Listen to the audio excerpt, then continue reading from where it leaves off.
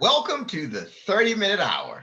It's the weekly podcast where we discuss business, sports, politics, and whatever's on our mind. I'm your host, Eric Twiggs, your procrastination prevention partner. I'm also the author of The Discipline of Now, 12 Practical Principles to Overcome Procrastination. Joining me as always is my co-host, my partner in crime. He's the super CEO, the business strategist extraordinaire, and all-around good guy, Ted Fells. Greetings, all. Greetings, all. All right. As you notice, Ted, I've got a different background this week on the episode. You know, on the other show that we do, I was getting some negative feedback on my other background. Okay. So I thought I'd switch up for the good people. Got the palm trees going. Okay. Right. And water. Okay. Right. Okay. So I want to have a picture in the background of a place that I'm not going anytime soon. Right. No time soon. No time soon. That's right. And for everyone, you can see that this is not your everyday podcast.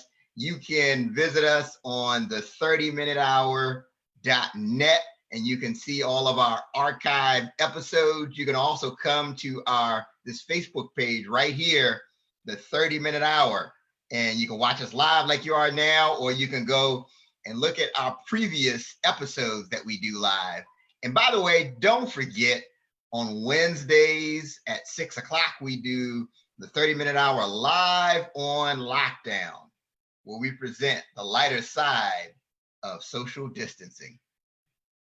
That's right. And for those of you that are watching us right now, make sure you type into the chat. You can say hello. You can throw a question out there. But this is meant to be live and interactive. And you may notice by now we've actually got a third square where we're going to introduce her in just a moment. But Ted, before we go there, I got something that's on my mind. Please share what's on your mind, Eric. Thank you. I thought you would never ask. So Ted, I need to share something, and I really need to be transparent here. I want to share my biggest frustration when it comes to goal achievement. Okay. You know, and I have to admit, like our guest today, she's called some of my frustrations to bubble to the surface. So hopefully she can help me with some of my frustrations. But I want to talk about my biggest frustrations. So that's my rant for today. My biggest frustration with goal achievement.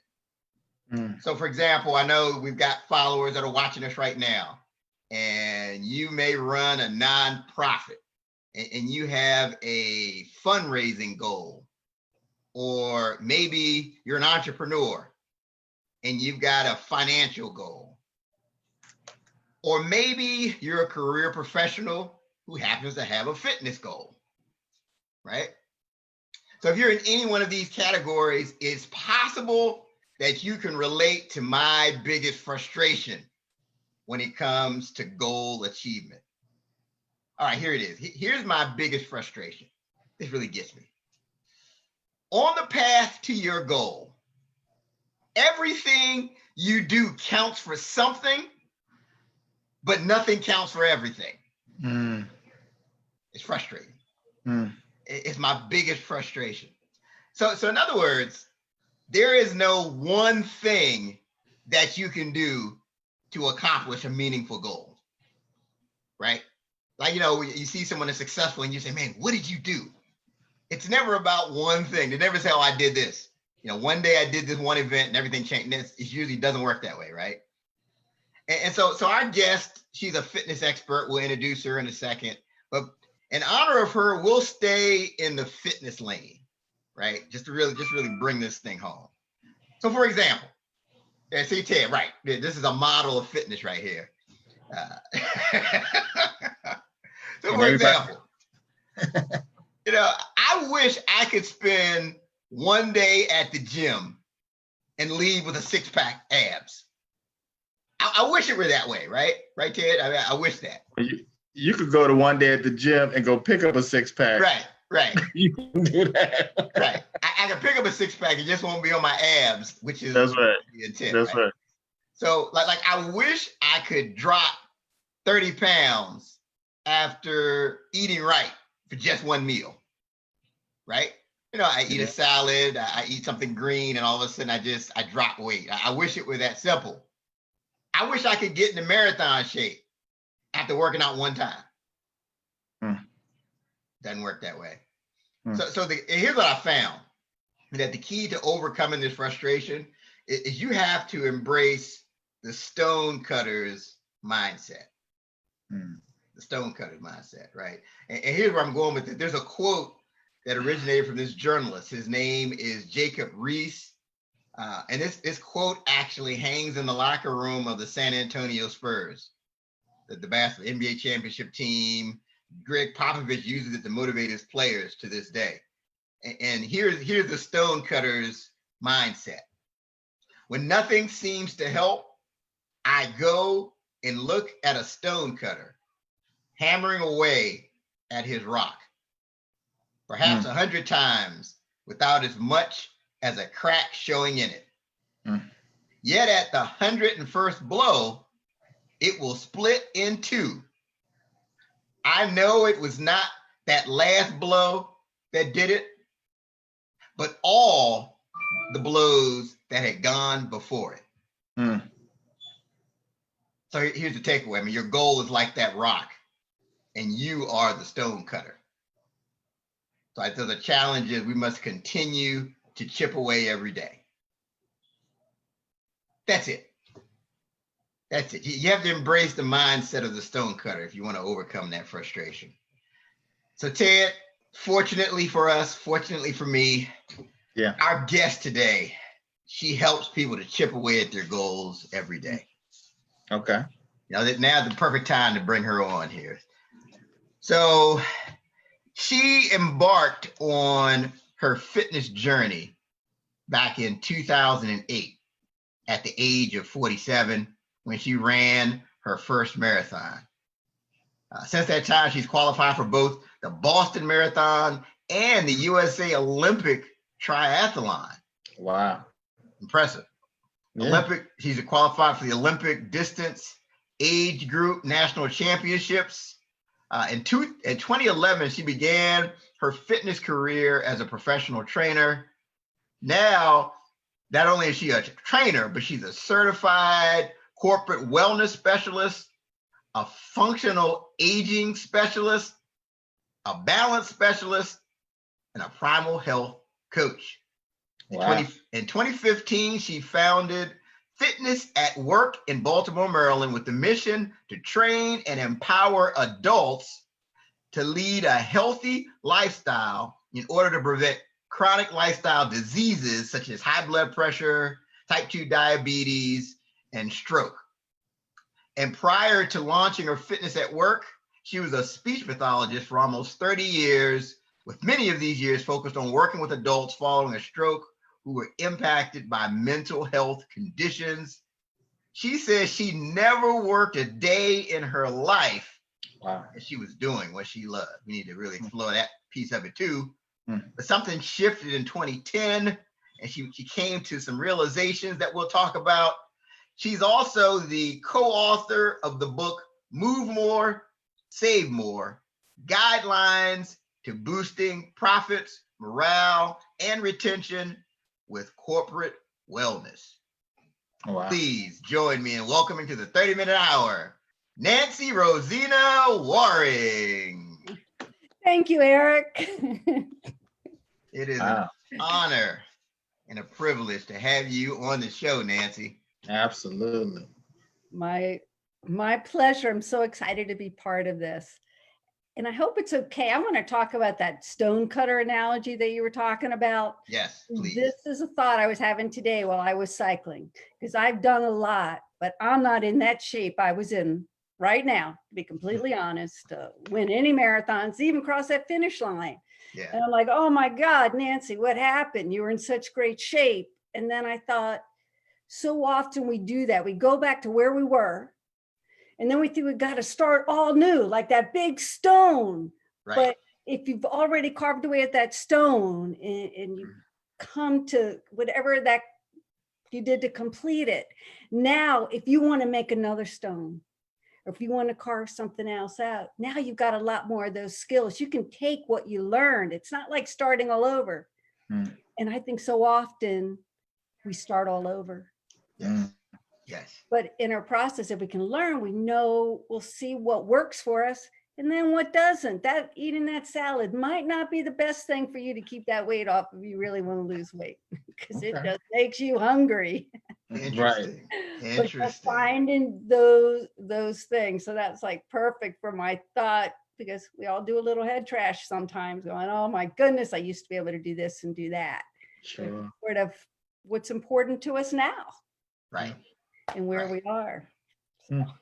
Fantastic. Thank you. Fantastic. Mm. So let's look. So you spent 30 years, you were a speech pathologist. Yes. Like what inspired you to pursue that path? Well, I always knew I wanted to help people in something in medicine. I actually had like a speech problems. People used to laugh at me, like when I said milk.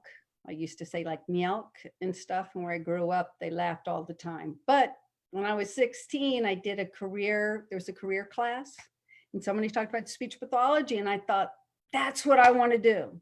Mm. But when I applied to college, I couldn't get into the speech program. Mm. I wasn't quite there yet in terms of the potential child. I went to Boston University. Wow. So I did general liberal arts, but by then I decided money was more important than helping people.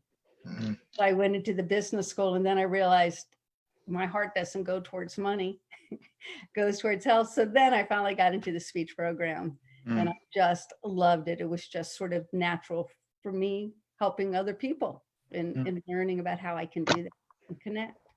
So that's sort of how I got into it, because when I was 16 in one of those career classes, where parents come in and discuss things, I just thought this would be cool. Okay. But that's interesting. And it just proves that everything happens for a reason. Yeah. You know, Yeah. if it turned out like you thought it would, you may not have found that lane, or may not have even gone down that path. No, but it was perfect. But after the first year, I didn't love it. So speech pathology is great. So many different businesses. We think it's one way, but you have so many different branches. So you can find what resonates with you and what, sort of makes it so you don't have to work a day in your life. Mhm. Yeah, that's awesome. So speaking of which, I mean, you say that you feel like you never worked a day in your life, and that's rare for many of the people that watch us. A lot of them are just trying to just get through the day, just put their head down, get through the day. And but what advice do you have for that person that's watching us now to help them find that thing that they love to do? Well, what you have to do first is sort of sit back or step back and see, what is it that you do that you love that you're doing? It's like time just stands still. Yeah. So that might be like Eric and Ted. It might even feel like that on some of the podcasts sometimes, where it's just sort of a flies by. Find those times, those opportunities in your life, and see how you can intertwine that into that career. Sure. Find those little moments that you might have in that workplace. And it's tough in the workplace today. And I'll be honest, part of the reason I got out of speech, it wasn't quite what it used to be, and I wasn't able to help as many. So I was blessed I was able to get out of it and change things around. But really, I think like I had tried to pursue money and it just didn't resonate. And I think so often we're given direction and told what we should do, and this is what it means to be successful. And instead it becomes a stressor, and then everything else starts to pile on it. I don't know whether that helps, but even finding those little brief moments in your day that'll make your heart sing and find out what really connects with you. That's a great point. I mean, I think there's a difference between being successful and then feeling significant. It's easy to get in this thing where you're chasing money, but that doesn't necessarily leave you feeling fulfilled. So So if I'm understanding you correctly, we should, the things that we just love to do that seem to come natural to us, we should follow that. We should follow that and see how we can intertwine that into our work. So Mhm. I love people and helping people. I did it as a speech pathologist. Now I'm doing it as a health coach. I try to do it with, just friends and, people that I'm interacting with. So it's just sort of one of those layers in everything I do. So, and it's not like I'm working. And once there have been days where I felt like I was working, and then I think I was the best employee or the best person for my clients. All right. No. Okay. So in 2010, you had this hunch that lifestyle choices were contributing to some of your clients' poor health. Like you had this realization. How did you come to this realization all of a sudden that maybe it was their choices? Well, I was living in New York at the time, and I was in Brooklyn, New York at a subacute center. And there was this man, and I lovingly call him Charlie. Charlie had a massive stroke, which left him unable to speak, follow directions, and he couldn't eat solid foods, any foods. He was tube fed, and his right leg had been amputated.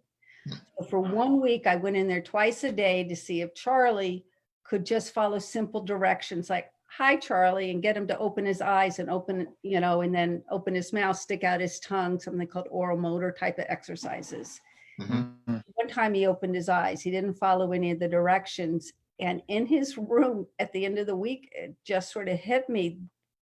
This didn't have to happen. And I created this whole story that Charlie was this man who worked his butt off his entire life, waiting for the future, making money for his family, sacrificing everything, definitely his health, thinking about eating the processed foods because that was quick and easy and affordable, thinking about not exercising and moving because he had to work really hard to bring in that money and all the stresses that came along. And he ended up having a major stroke, and his wife actually, even though he was alive, lost her husband and lost the dreams that they had put on hold for all of those years. Wow.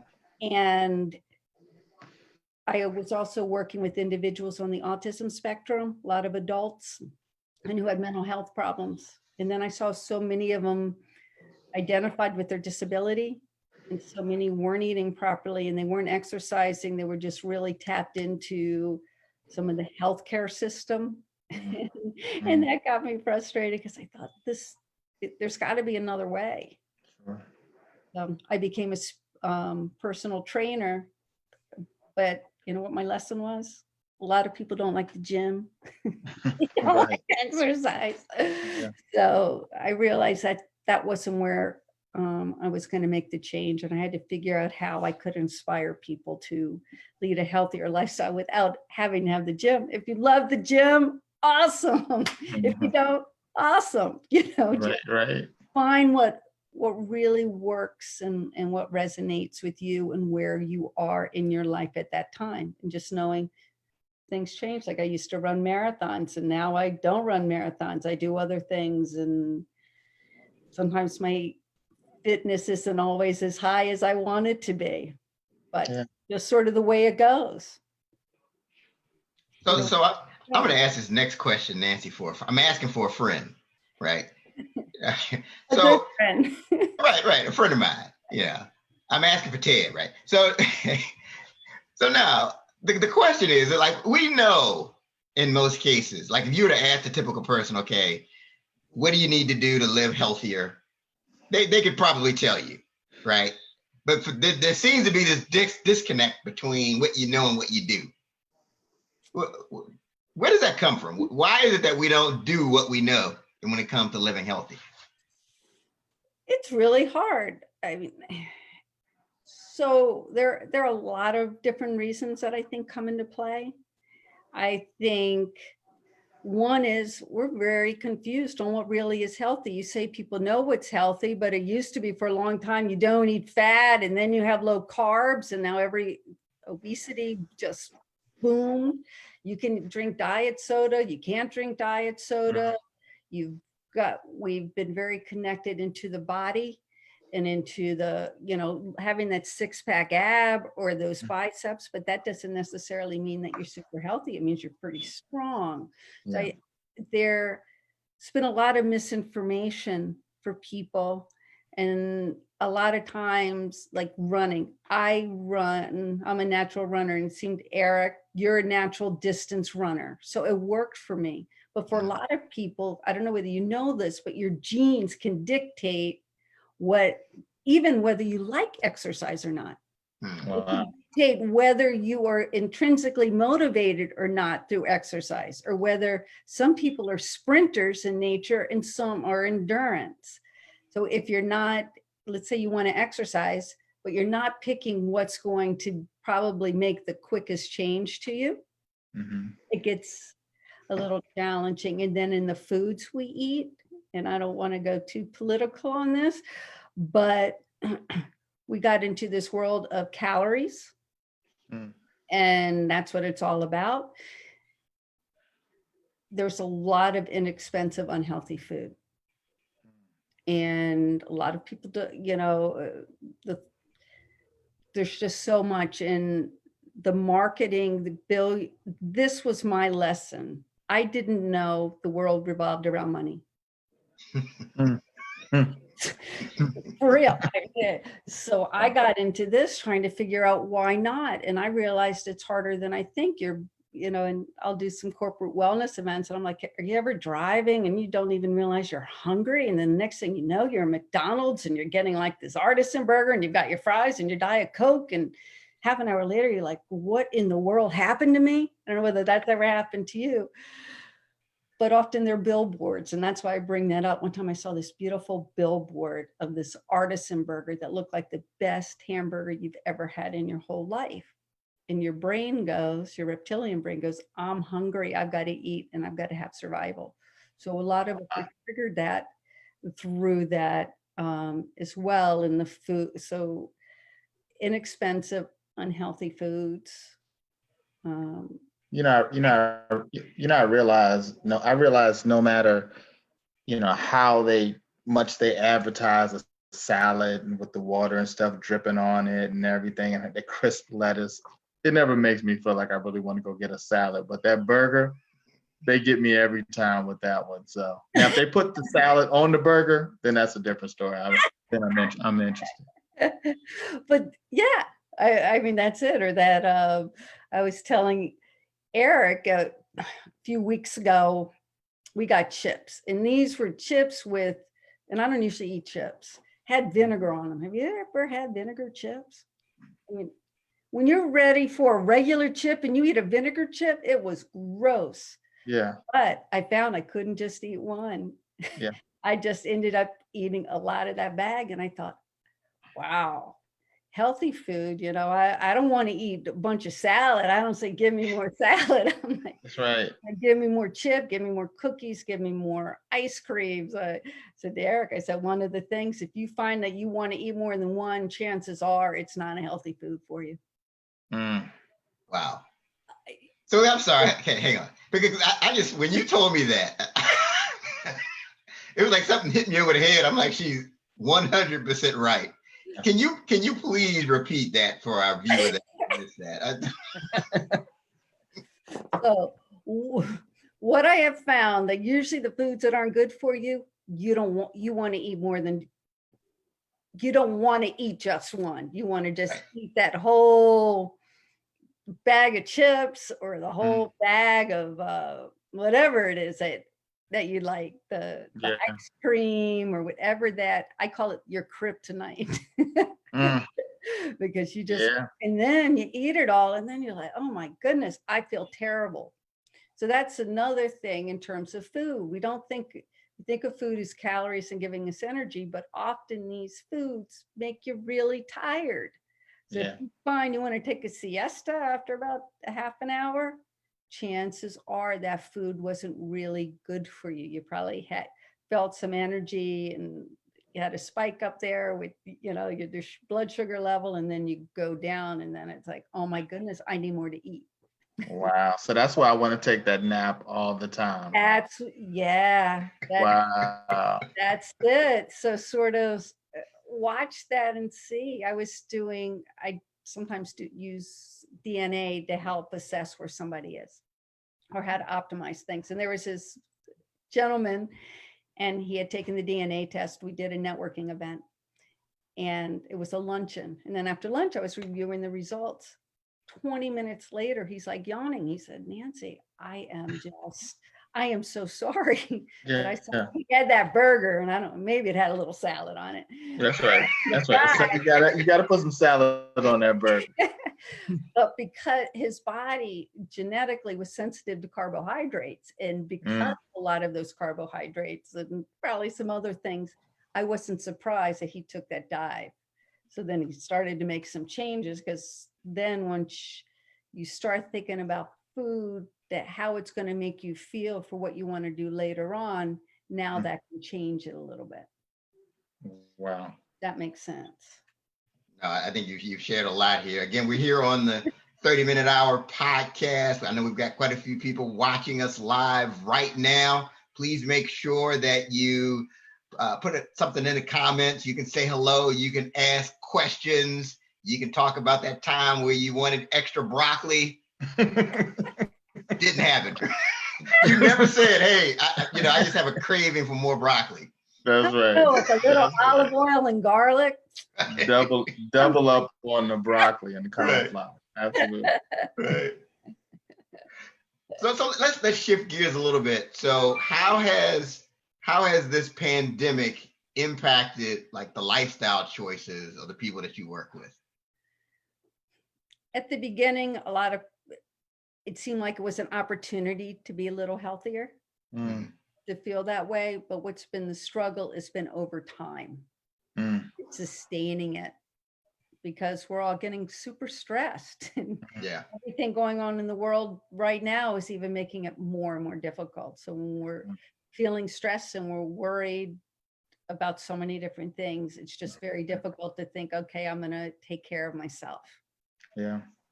But this is the time we have to take care of ourselves, because that's going to give us our strength to be able to not get sick, to be able to stay mentally clear and focused, so that when we want to take action with those things that are important to us, that we're our best version of ourselves and we don't get knocked down. It's been tough, and vitamin D is really important for our health, and it works like a hormone. 70% of Americans are deficient in vitamin D. An important way of getting it is through the sun. And then when you have dark skin, it's even more difficult because you need more and more sun. And that's having a tremendous impact on individuals' immune systems and things like that. So I'm going, people have to get outside. Why are we keeping people inside and disconnected from others? But some people are finding they're trying to, get their weight down. But it's more, this is not our time to make major changes. It would not be the time, Eric, for you to decide you're going to run a marathon. Because when we put too much pressure, again, that can impact our immune system. We should eat healthy, but in terms of our exercise, we should find that balance that works for us, so that we're not going to deplete our body of like the nutrients it needs just to sort of live every day. Okay. Wow. And you sent me some information, and it was about the fact that like a fundamental issue during this pandemic is that we're just not healthy. We are not healthy. They estimate 12% of the population in this country is what's called metabolically healthy. And, just think about the way our heart's working, and the way our, the blood glucose, and the way our body breaks down our food, and the way just the inflammatory responses of our body. And I don't feel like I'm very clear on that. But what happens is we eat food and we do things, and it creates a lot of changes inside of our body from the inside out. And that's probably the big thing. We've been too focused on what it looks like from the outside in. but it's the inside out. So now if you get it, so your blood pressure's coming up, and you've got that inflammation, you've probably heard about the cytokine storm that takes place. Our body, if there's inflammation, is going to fight that inflammation. Mm. So now if it keeps fighting, and let's say it's really not something it should be attacking, but it is, that's where we're creating a lot of problems. Mm. So the if you have high blood pressure, it's important to try to eat properly so that you're going to bring that blood pressure down. It's important to move. You don't have to go to the gym, but just moving every hour, the research has shown that has greater impact on your health. Just somebody asked me, can I go to the bathroom? Does that count? I said, if you got up off your chair, I said, it counts. So going to the kitchen, does that count? It does, but not to get those vinegar chips. So going to the kitchen and getting the Lido's pizza doesn't count, you're saying? No. Well, you know what? I guess it counts as your movement, but forget the calories and the metabolic type of stuff, because that's the big thing about obesity, is that so often when you have a lot of weight around your stomach, that's impacting your organs. And that's where a lot of different things happen in our body, and they need to work properly. Eric, did you just look over at my box? I know you didn't just look over you didn't just kind of do like this real quick, like you just, your eyes kind of like looked at my box. Ted, look, it may have looked like I was looking in your way, but I was really looking at the chat, seeing what all our followers were. That's all. Yeah, man, it's just your imagination, Ted. Because I think I look pretty lean in my box. My box may just be a little smaller, which is why the squares are not equal. Thanks for clearing that up, Ted. So Nancy, can you just kind of summarize again for that person that's watching us, and they get it now that it's all about your lifestyle. Just what are some steps that they can take to just live healthy? Let's kind of summarize this. Okay, when you wake up in the morning, before you get out of bed, take a nice deep breath and go, thank you. Okay. It might seem really silly, but starting the day at a place of gratitude.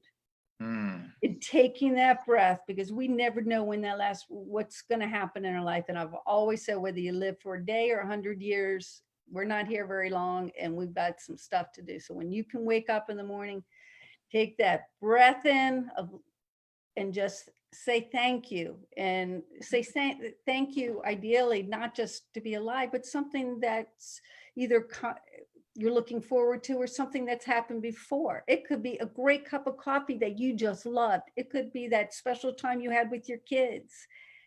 It's whatever makes your heart sing. Start with that in that place of gratitude, just to get focused. And then have a little extra time so that you can sort of slowly get up in the morning. So that's where you start. A lot of people seem to like exercising in the morning. And if that's your thing, if that's good for you, even if it's just some simple movement and stretching, just find that place that works for you. And again, coming from that place of gratitude. People ask me all the time, should I eat breakfast or not? I'm like, you tell me, should you eat breakfast or not? Because a lot of people can go without eating breakfast and don't eat that donut. I don't even care about that. But they're like, I'm not hungry. I'm like, well, if you're able to have that energy and that vitality, and by the time you decide to have your break fast, you eat healthy, then that's fine. Actually, there's a lot of great research that if you do something called intermittent fasting, you can, so even sleeping it works out that way. And then if you plan what you're going to eat during the day, that helps. Now, eat a lot of vegetables. I know it's hard. You don't have to eat organic. Locally, you know what's super healthy for you? Coleslaw. Really? I'm like crazy about coleslaw because the vegetables in it, like you talk about cabbage, that's the carrots, whatever you want to put into it. You could put broccoli into it. I know you like broccoli, Ted. I just can't wait. Once we finish this session, I'm gonna get me a pot of broccoli going. So yeah, I'm all in. Broccoli souffle, I see. On that broccoli.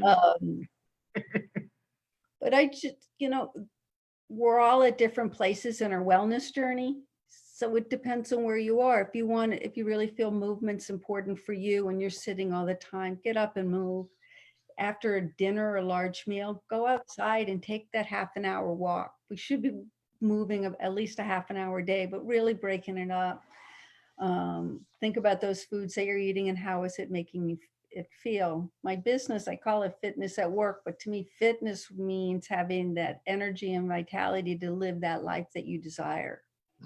Nancy, Yeah. Nancy, but when is that day that when do you just really just let go though? Like, tell me that day that you just it's like, what's your let go meal? Do you have a let go meal? Like, today's that day I'm gonna have, and don't say cabbage. Like, I mean, it's got to be like burger. It's got to be like pizza. I mean, do you have a let go day? I eat what I want. So, Okay. I live in Sparrows Point, and there's a place called Cruisers that has great like pit beef and stuff like that. Okay. So I went there and I got a slider. So it was little. Yeah. So is that a let go? I ate it without any guilt and it was fine. So I just there's certain foods that I don't like fried foods. It just doesn't make me feel really good. I couldn't eat a whole pizza, but there's nothing that I don't believe in having to starve yourself and not eating those things you love, but we got to balance things out. Sort of that 80-20 rule. So try to be good 80% of the time. And my 20 could be scattered every day. I'll have a little treat. Okay. So Eric, that's good. That means we can go have a slider, is what she said. There you go. Like one slider. I wrote that down when she said that, Ted. So Sliders for me, but so I think we got to have a positive feeling about it. But if all you do is have all the sliders, again, having the vegetables and then having the meat, if that's what you want, people are like, how should I eat? I'm like, I don't know. Again, everybody's a little different and what works for them. I tried to be a vegetarian. I got sick as a dog. I mean, it didn't work for my body. But others, it's good. So eat that. So yeah, I don't have a day where it's like I'm gonna pig out. I just try not to have guilt. Yeah, I'm a vegetarian. I just have a side of meat with it. My vegetables. I put a little side order of meat with it. But all joking aside, trying to stay away from too much sauce because the sugars and stuff those are like really for everybody. The sugar and the white flour and stuff like that. That's what we got to try to stay away from. I don't know whether you know this, but like 120 years ago, the really wealthy people were heavy and everybody else was smaller, and because they were the ones eating all the sugar. Wow. And now so Eric, we will not invite Nancy over to watch a football game because all the sauce and the everything that we're going to eat right there. No. As long as you're okay if I only had 3 ribs or 4 wings. Oh my goodness. There you go. That's all right. I'll bring the coleslaw. And the coleslaw. That's what we need for the Super Bowl party, Eric. Do not forget the coleslaw. That's right. We learned today that it's extremely helpful and healthy. So that's good. That's right. Yeah. All right. Good stuff. That's funny. So in 2015, you founded Fitness at Work. Your mission is to train and empower adults to lead a healthy lifestyle.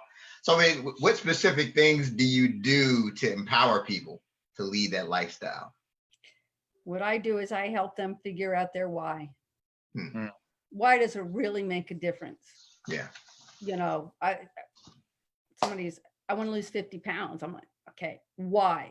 Because I'll tell you, if you don't have a strong enough why, you're not going to keep it off and you're not going to do it in a healthy way. If you're like, I want to be around in 30 years and my daughter has a grandchild and I've got all of these dreams. Okay, now we know we've got this long-term type of a thing, or I'm going to get married in 2 years.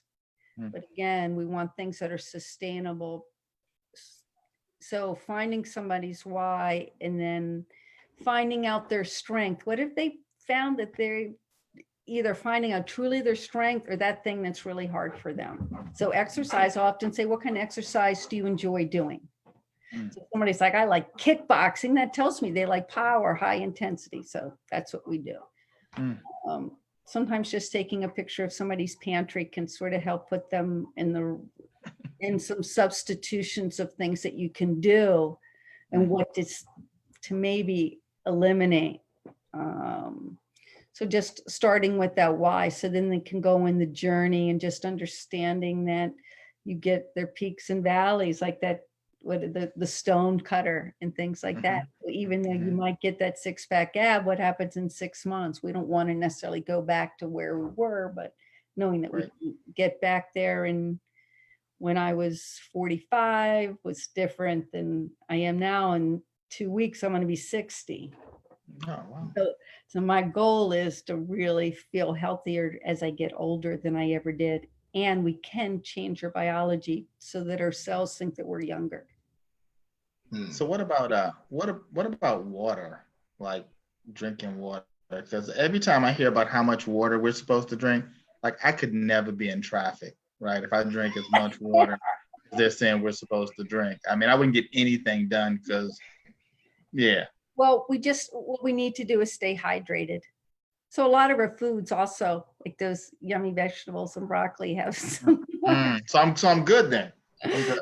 Oh, you're good. So Okay. sometimes I'll put little lemon in it or something to give it a little extra flavor, because I do not drink 64 ounces of water either. But that's really what it's about, to flush out the body and the hydration. And think about the teas you might have and other ways you're getting that in. But it's really about our body being hydrated. And often when we're feeling tired, it's because of that lack of being hydrated. And actually drinking water before eating can help with the appetite if you're struggling a little bit of not feeling full. Okay. Excellent. So you co-authored the book Move More, Save More: Guidelines to Boosting Profit, Morale and Retention with Corporate Wellness. So what inspired you to partner and write this book? Well, we spend a lot of time at work. Yeah. That's where we spend like 8 to 10 hours. So it would make sense that if in the workplace they can allow a workplace to be healthier, that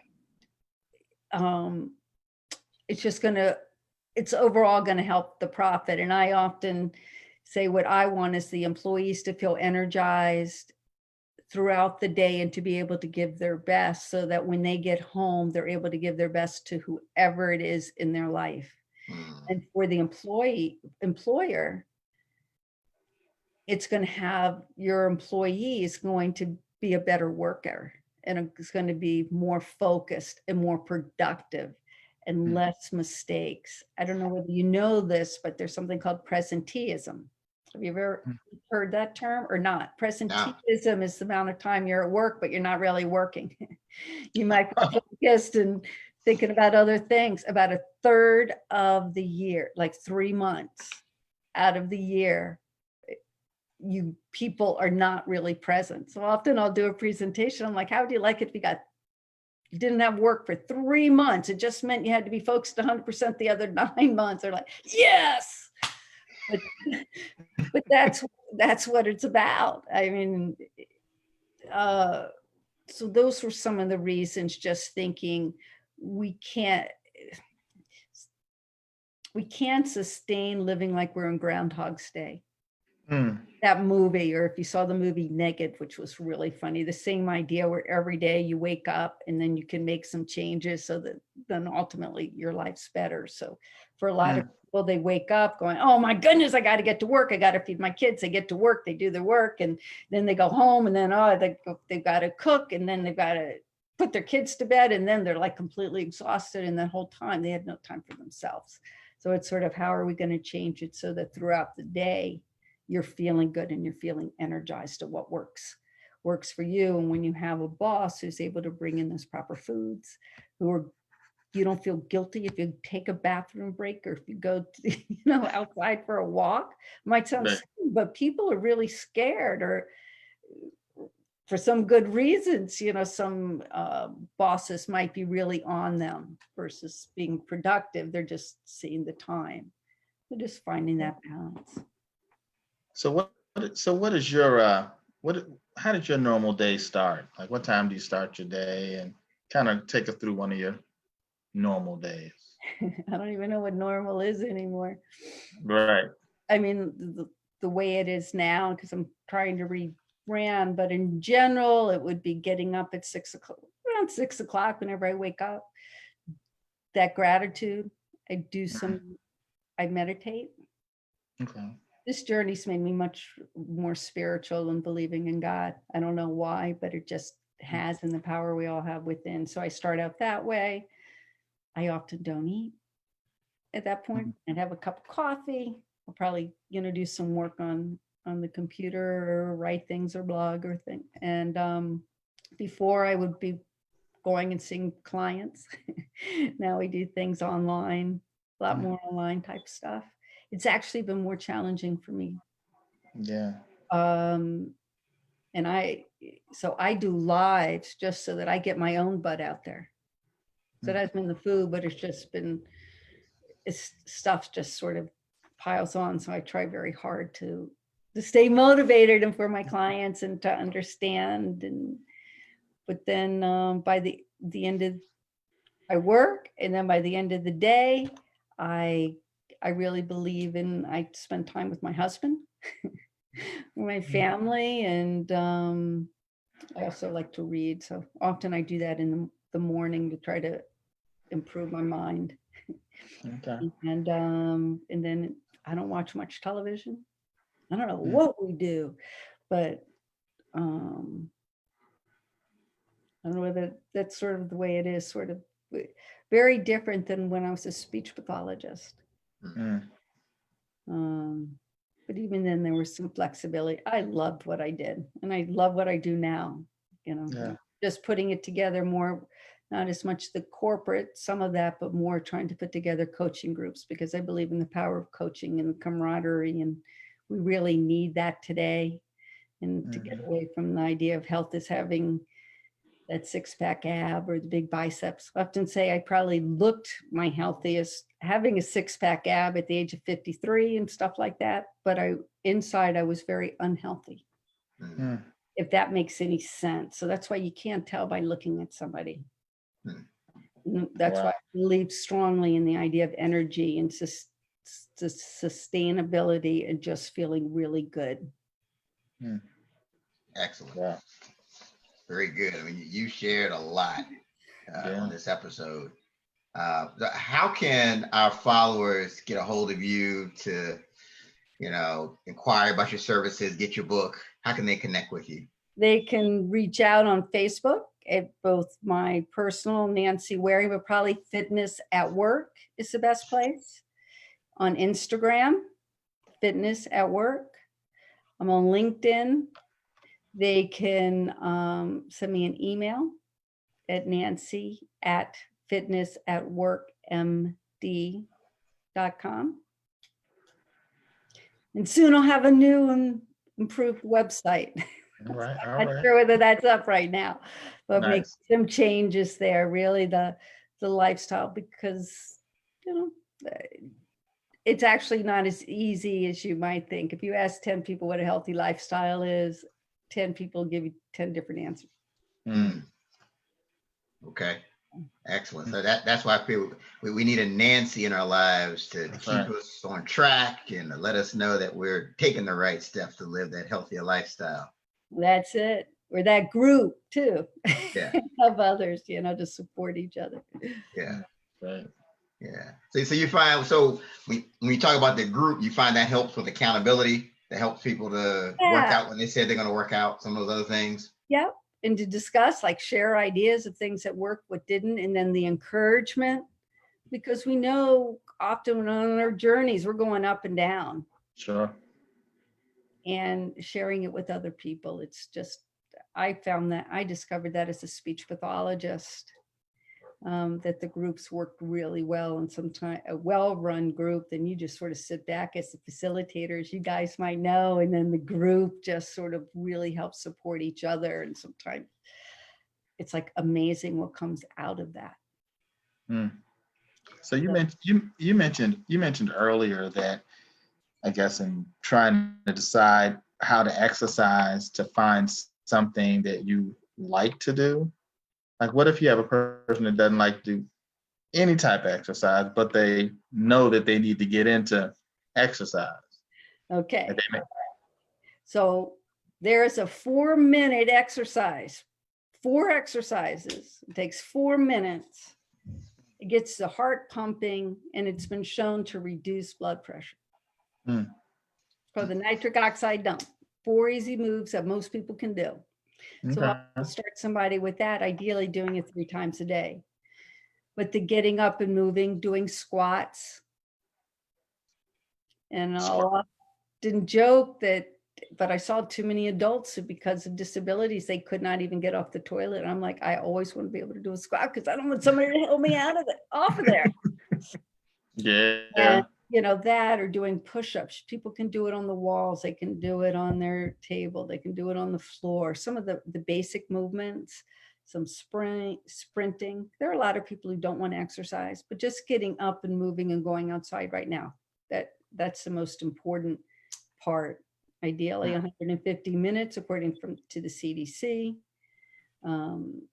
Just getting started, and put that time in the day when you know that you could commit to that. Hmm.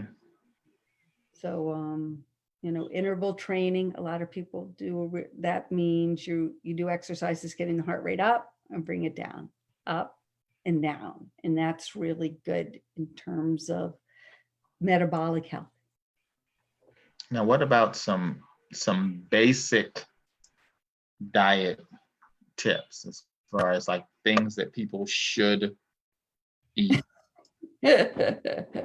Okay, most well, of the, most of the time? a lot of your vegetables, Okay. a lot of vegetables, but more of the dark leafy green. You know, my mother-in-law used to say, have that lot of colors on your plate, because each one is different kind of nutrients. Okay. Definitely a lot of the vegetables. I know a lot of people always say that, but it's true. It's really, really good for you. Healthy fats. So that could be avocado. You like avocado, coconut, nuts, seeds. Those kind of things are really good. Fiber, you know, so whether it's from apples, whether it's from oatmeal, we didn't talk about gut health, but it's really, we eat food and then we have more bacteria in our body than we have cells in our body. So that's what breaks down our food. So we need things to feed it. That's where some of the fiber, that's why the whole grains are really, really important. High protein. So I do try to source where I get my meat from, more than even my vegetables, but you know, the fish is really good. Chicken, beef, if you eat that, pork, but have a balance on there. Fruit good. Frying is not good. It really, really isn't, and it can have a profound impact on what goes on with your bloodstream. So I guess a little bit, but if you can oven fry, then that's better than deep fry. Okay. Except for Super Bowl. Except for the Super Bowl. It's everything goes Super Bowl. So a lot of things are processed. So if you look and they're like more than 5 ingredients on the label, you might not want that. Look at the sodium, because there's so much sodium in processed foods today. And right now we're living here in Maryland. I don't know, maybe your listeners are all over, but it's the summertime. Really try to have the local, you know, fruits and vegetables, and try to get a healthy start now. So that in winter, when we don't have that abundance. but definitely stay away from a lot of that white stuff, the white sugar and the white flours, and olive oil is really good for you, like a Mediterranean type of diet. Okay. But you can, you like rice, beans, beans, legumes are really good for you too. Okay. Um, So Eric, that Mediterranean diet, that's what we're doing, man. We're on it. Yeah. Thanks to Nancy, I'm pumped up. We're gonna make that happen. I'll help hold your hand so that you guys are feeling good. Because I'll tell you one thing I would never give you is like lettuce, cucumber, and tomato salad. No, Because your loved ones would not like me after that. no. No. Oh man. Well, this is the perfect time to go around the horn. And this is where we each kind of leave a closing thought for the people to remember us by. So Nancy, we'll start with you. What is that final thought that you would like to leave the people with? I know each of you has done something in health and in your own health that's been successful. Some point in your life, you ate healthy, or you really you enjoyed exercising and moving even when you were little. Try to go back to that, because I know that you can do it. You've already been the stone cutter. You've got some of those tools. That's the one thing people don't realize is how strong they are inside. So I know you've got the tools inside. Little guidance, you might need a little tweak in there, but just start to do it, because you are amazing. We all have a purpose that we're here. And let's be the best person that we can be during the time we're blessed here on this planet with all these wonderful people. No, that's great. That's great advice. Absolutely. Yeah, thank you for sharing that. So once again, Ted, you've got a really tough act to follow. Yeah, I'm not even gonna try.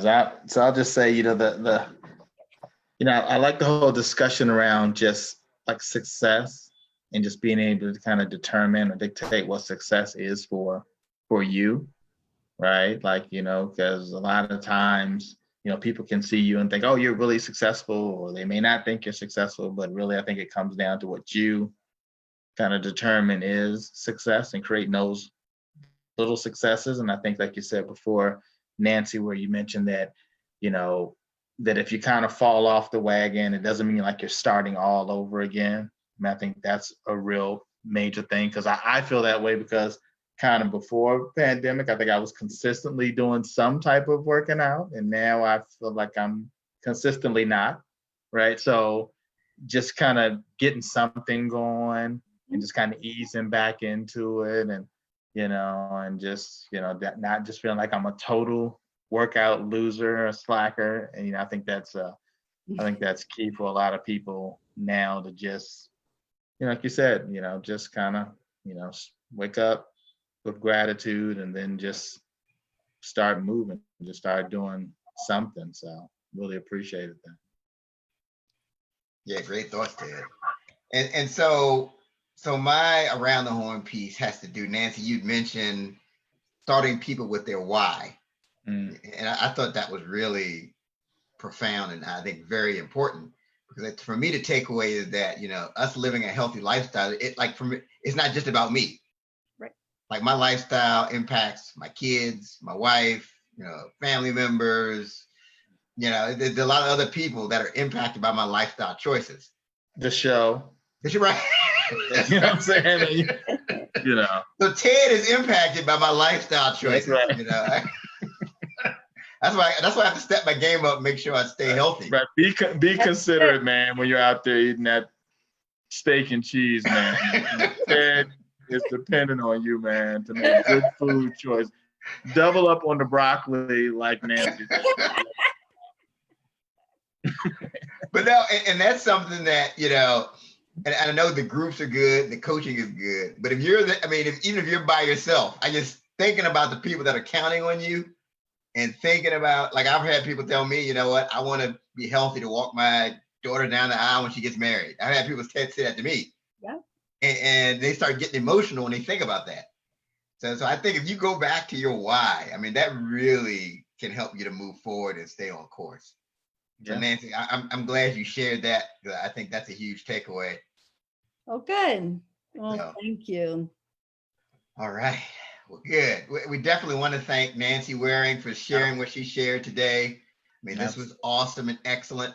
Once again, Nancy, please put your information out. Let people know how they can get a hold of you, those that might have just joined in at the last minute. You can reach out on Facebook at Nancy Waring or Fitness at Work. That might be better. And or Instagram at Fitness at Work. You can send me an email at nancy@fitnessatworkmd.com. I guess there's sort of a theme going on.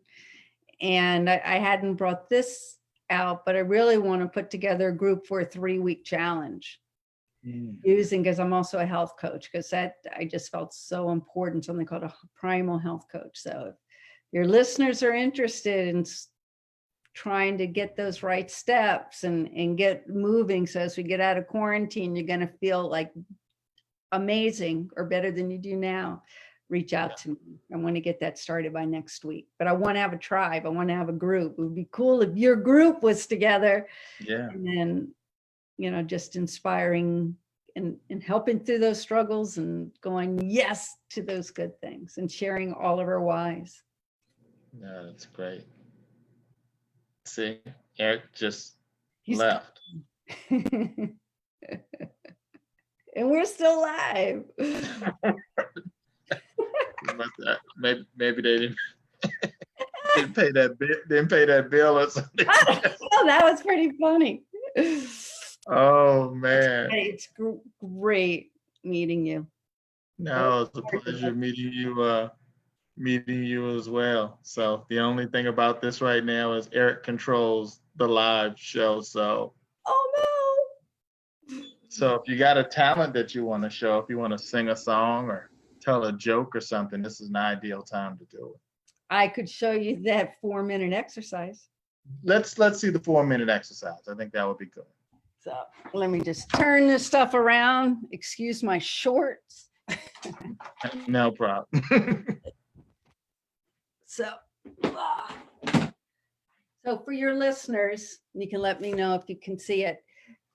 This was developed by a doctor. He's got like 3 board certifications. The first move, you can do it in any order, is a squat. And there you think about your feet hip width distance apart and you go down like this. That's the first move. And then I call this snow angels, where you just like a jumping jack. And then raise the roof, as somebody called it. And then think about your shoulders coming down, like your shoulder blades together. And then paddle. And you do each of those moves 10 times. And then you do it in 3 times around 3 sets. So should I do it? Yeah, please do. I mean, but what I tell people to do, turn on music, whatever it is. Music is just, that gets your soul going. Anyway. Yeah. Oh, and the key to this, you have to keep your mouth closed. Wow. So you can't sing along with the music. Nope, you got to breathe through your nose, because that's where the magic happens. This is called the nitric oxide dump. And you feel tingling at the tip of your fingers after doing this. And that helps to lower the blood pressure temporarily. Okay. Look at Eric.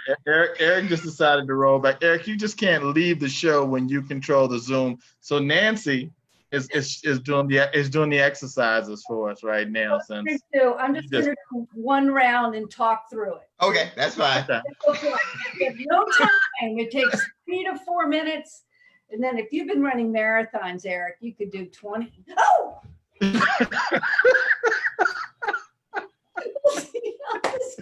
was crazy. Anyway, so you go 10 squats going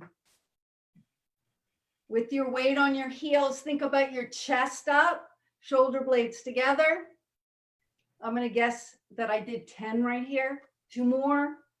And now snow angels. And again, you keep your mouth closed. You breathe through your nose. And it's deceptive. Awesome. I love it, Ted. I'm not counting. So 2 more. And paddle. 1, 2, 3, 4, 5, 6, 7, 8, 9, 10. And raise the roof. 2, 3, for Eric, that's what you do at the parties. You raise the roof, right? Raise Put the your hands roof. up there. You don't do that. do that That- 3 I've steps. done that one before. All right. I did, you know, I was did like a lunch and learn, and the person said, raise the roof. I'm like, I love that. And you will find, in some people, it's your heart rate's going to go up, and No, you I really feel it in your arms. You don't realize the oxygen flowing, and then at the end, just hands by the side, and you'll feel a little tingling. did. I felt all that just from sitting in this chair, Eric. I mean, doing everything that I was doing. So just find a place that you'll start and you'll do. Yeah. Yeah. Fantastic. Music's really awesome. Yeah. No, thank you. Thank you for that. All Eric, right. Eric, what happened, man? You just like, Yeah, the internet went out apparently. So I so I'm talking, and all of a sudden your squares all froze up. Mine was the only one going, and then it just knocked me right out. So oh man, we just kept it going. And Yeah. then she just stepped Good, in you and got me up. absolutely, she's ready now. The dog Yeah, I had to joined go in. and, The dog joined in. It's been great. I saw. I had to go reset the modem, so we're good to go now. Yeah. But now appreciate you keeping it going, and looks like our followers got some bonus information that they wouldn't have gotten had the internet not gone out. So Yep, just get started. absolutely, well, good. So, All right. Well, this has been an interesting episode of the 30-Minute Hour podcast. We want to thank you for joining us, and we want to thank Nancy Waring for sharing what she shared and teaching us the importance of living that healthy lifestyle. right. And until next time, have a great one.